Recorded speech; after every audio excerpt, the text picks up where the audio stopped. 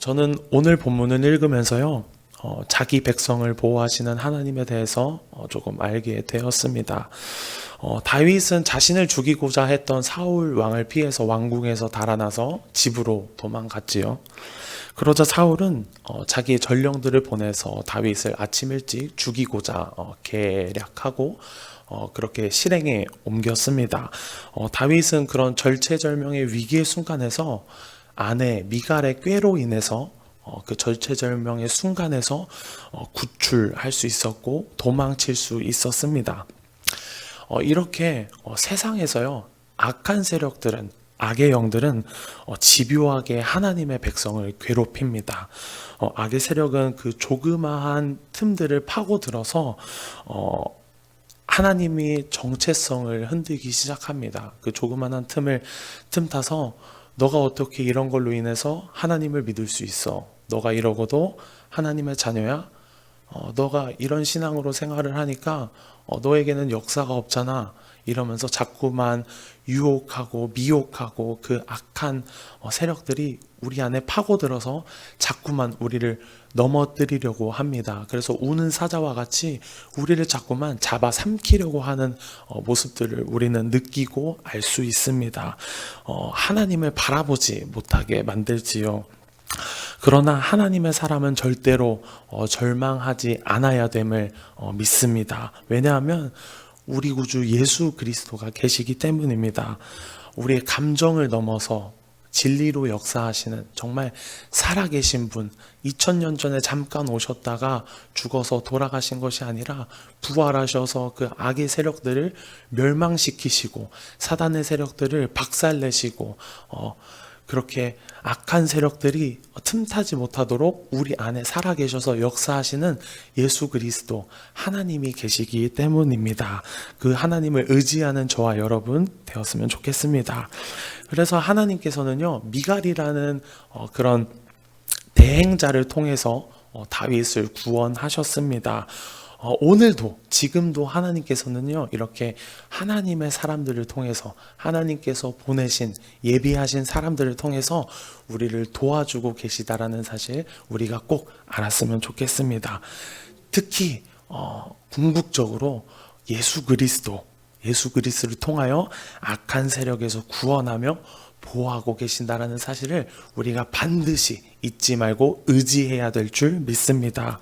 또 한 가지는요, 하나님은 당신의 힘과 성령의 능력으로 자기 백성을 보호하신다라는 사실입니다.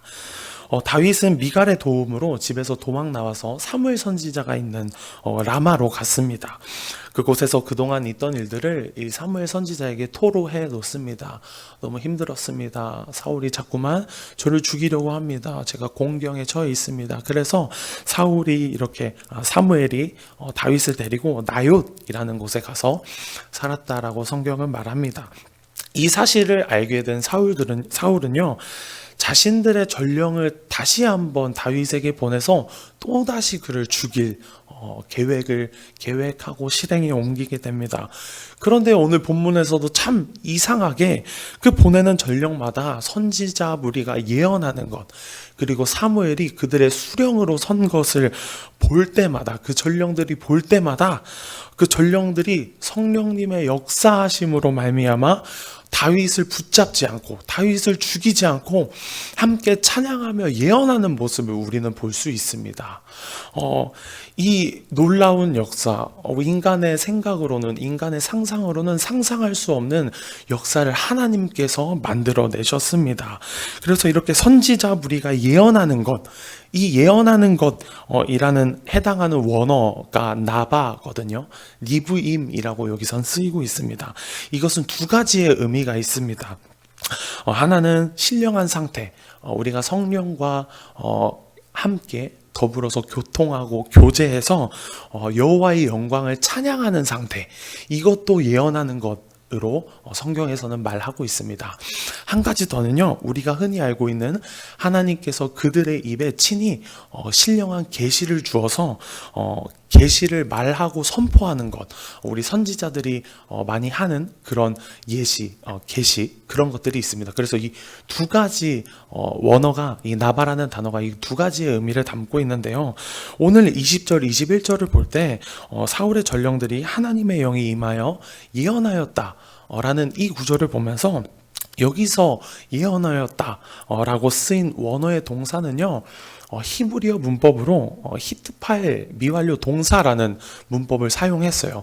이 의미가 무엇이냐면 반복적이거나 지속적으로 일어나는 행동을 말해줍니다. 이 동사의 의미가. 그래서 지금 여기서 예언하는 것은 후자가 아니라 전자처럼 하나님의 계시를 받아 미래의 일을 선언하는 것과는 다른, 지속해서 영감을 받아서 성령의 감동으로 인해서 이 전령들이 하나님의 영광을 찬양했다라는 것을 알 수 있습니다.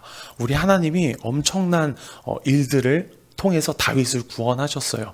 그것은 악한 세력들이 하나님의 찬양하는 모습을 보고 여호와의 영광을 찬양하는 모습을 보니까 그 악한 세력들이 떠나가고 그 안에 악한 세력들이 녹아져 내리는 모습을 알 수 있습니다. 하나님이 오늘 그렇게 우리 다윗을 구원하셨습니다. 그래서 다윗을 쫓은 사울도요, 하나님의 영이 임하여 예언했다라는 모습을 우리는 23절에서 볼 수 있습니다. 그래서 이 사울이 예언한 것도요, 이 전령들이 예언한 것과 똑같은 형태의 동사 지금 사용하고 있거든요. 그래서 이 사울은 라마나요에 도착하여 사무엘 앞에서 예언하며 그의 옷을 벗고 온종일 벗은 몸으로 누워 있었습니다. 이 벗은 몸은요, 문자적으로는 벗은 채란 의미로 사울 왕이 왕으로서 채통을 잃을 만한 부끄러운 상태에 있음을 말해줍니다. 그리고 또 누웠더라, 24절에 보면 누웠더라 라는 단어가 있거든요. 이 누웠더라라는 단어에 해당하는 히브리어 원어는요, 나팔입니다. 이것은 엎드려지다입니다. 그죠? 우리가 이렇게 잘 때 누운 것이 아니라 그 앞에 무릎 꿇고 아주 엎드려져 있는 상태를 말합니다. 그래서 이렇게 엎드려지고 그가 신령한 상태에 젖어서 노래하는 것을 봤을 때 사울이 대단히 오랫도록 그 하나님의 영광을 찬양하는 상태였고요. 그가 악한 영의 이끌림을 받아 다윗을 죽이려 왔지만 하나님께서는 이 사무엘과 그 선지자의 무리를 통해서 사울과 그 전령들을 하나님의 영으로 사로잡는 모습을 우리는 볼 수 있습니다. 오늘날에도 하나님께서는 이 악한 세력들을 멸하시고 하나님의 영으로 다시 한번 통치하시길 원하시고 지금도 통치하고 역사하고 다스리시는 능력의 하나님이신 줄 믿습니다. 그래서 오늘 사울이 성령의 뜨거운 역사가 사울 왕의 이 강팍한 심령을 녹이고 그리고 불태워 버렸던 것, 그것이 우리 안에도 가득하길 예수님의 이름으로 간절히 축복합니다.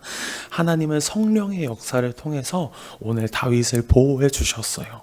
오늘도 하나님은 자기의 백성을 다양한 방법으로 보호하십니다. 우리는 알 수 없지만, 우리는 느낄 수 없지만 하나님께서는 오늘도 우리를 멀리 떠나지 아니하시고 가장 가까이 계셔서 우리의 필요와 우리가 꼭 필요한 것들, 그리고 우리가 꼭 소유하고 있어야 할 것들을 하나님께서 친히 하셔서 우리를 다양한 방법으로, 우리가 알지 못하는 세밀한 방법으로 지금도 도와주시고 보호해 주시고 역사하시는 좋으신 하나님이신 줄 믿습니다.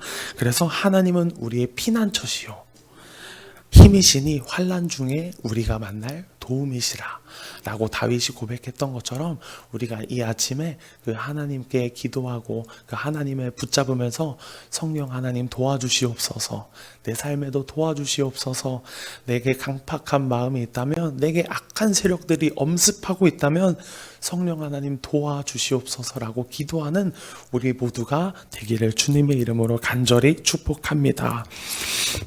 우리 함께 이 시간 말씀을 생각하면서 기도했으면 좋겠습니다. 오늘도 우리 삶에 집요하게 악의 세력을 향하여 우리는 대적해야 될 줄 믿습니다. 그것은 우리의 힘과 능력이 아닌 우리의 피난처시요 힘이시며 환난 중에 만날 큰 도움 되시는 하나님의 능력을 힘입어 가능한 줄 믿습니다. 성령 하나님의 도우심을 우리는 구해야 할 줄 믿습니다. 하나님의 은혜를 구해야 할 줄 믿습니다. 그렇게 간절히 은혜를 구하며 나아갈 때 하나님께서는 우리가 상상하지 못하는 방법으로 역사하시는 능력의 하나님이신 줄 믿습니다. 하나님 도와주시옵소서. 하나님 나를 모든 환난 가운데서 건져내 주시옵소서. 성령 하나님 내 삶에도 역사해 주시옵소서. 우리 간절한 기도 제목 가지고 주여 한번 외치시고 통성으로 기도하며 나아갑니다.